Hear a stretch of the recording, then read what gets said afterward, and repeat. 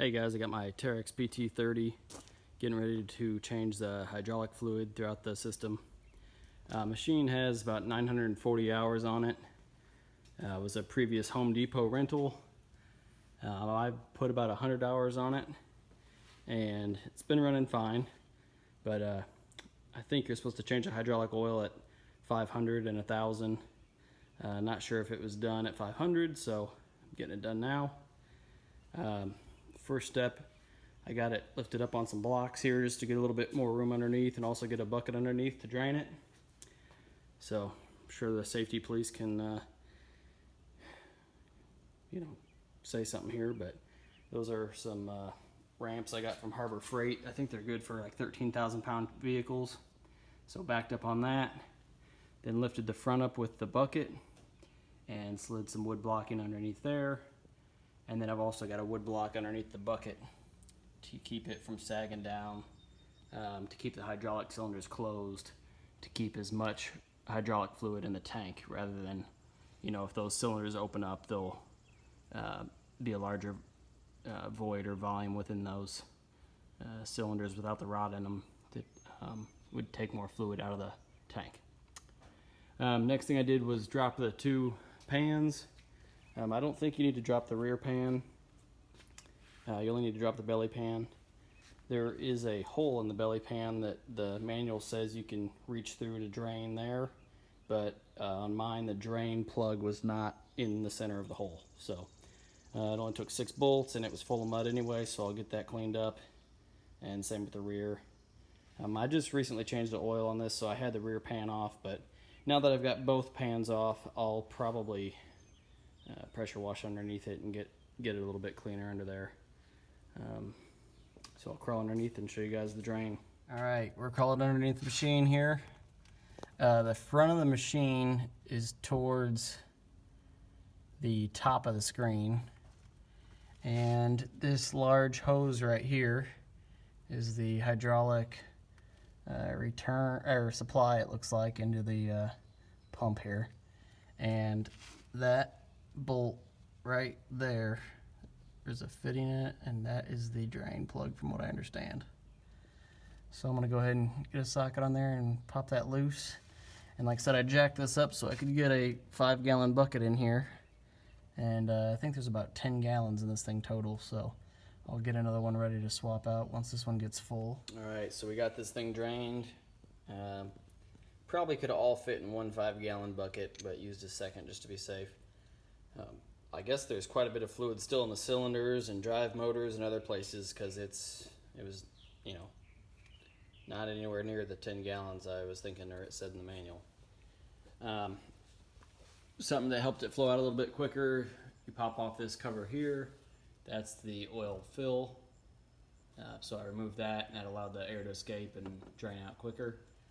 The filter is on this side. There's a housing there with 3 bolts on it, I believe. You pop that off, you reach inside, you pull the filter out. I changed that when I bought the machine, so I'm gonna leave that filter in, not adjust or mess with that. Back underneath, here's the drain plug that came out. So I'm gonna go get ready to put that in. As we saw there, that was the feed line into the pump there. There's a 90 right there after that bung, and it goes right into the pump. So I guess we need to be really careful getting this plug back into there without introducing any contaminants or anything, because there is no filter between there and the pump where it's going.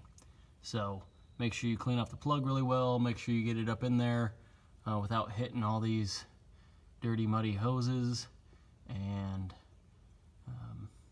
hopefully try to keep anything from getting in the pump there. And it was a 17mm nut, if that helps you at all. So here's the fluid I ended up purchasing. It's actually a Kubota fluid, and Kubota has a hydraulic oil that they just call, ISO 46, but this is the 46 HD. It's a higher quality fluid, a little bit more expensive.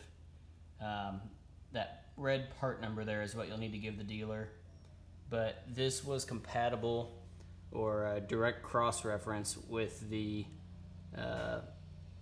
mobile that was called out for this machine. There was also a ConocoPhillips oil that I was considering. They were about the same price. This one was just a little bit easier to get through my local Kubota dealer. And it's also the same stuff that I use in my Kubota mini excavator. So it made sense for me to get this so I could have a little bit extra for that machine if I need to work on it. It was about $102 per 5-gallon pail, and that included a 6% sales tax. All right, well, I took it out, hosed off underneath after I got the oil filled. I didn't quite put in 5 gallons, just a little short. And you can see there it's a little overfilled right now. So maybe with moving around a little bit, that might go down. Otherwise, if I have to drain a little bit, I can crack a line or maybe siphon it out of the top there, but don't really think I'll have too much issue with that.